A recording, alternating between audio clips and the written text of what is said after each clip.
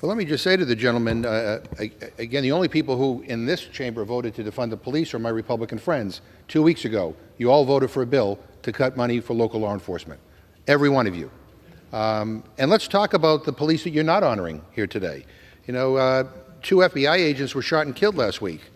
And yet they have been taken off the list of law enforcement officials that we are honoring. You know, I also, Mr. Speaker, ask unanimous consent to insert into the record the names of the law enforcement officers who died as a result of the Capitol riots. U.S. Capitol Police Officer Brian Sicknick, U.S. Capitol Police Officer Howard Liebengood, D.C. Police Officer Jeffrey Smith, D.C. Police Officer Gunther Hashida, D.C. Police Officer Kyle DeFreetag.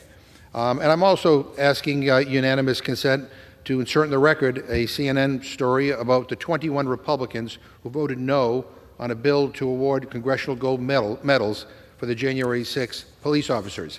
And again, I'm happy to yield to the gentleman. Without objection. Happy to yield to the gentleman from New York whatever time he needs. I guess he left the floor, but I would like somebody to explain to me why Republicans decided to change the wording of the bill that they introduced at the opening day session of Congress to exclude all of our federal police officers and exclude our Capitol Hill police.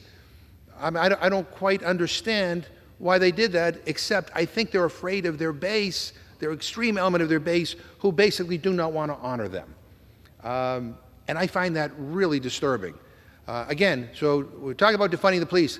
The only people in this chamber that voted to cut money for the police are on the other side of the aisle, Mr. Speaker. And with that, I reserve my time. The gentleman from Massachusetts reserves. The gentlewoman from Minnesota is recognized.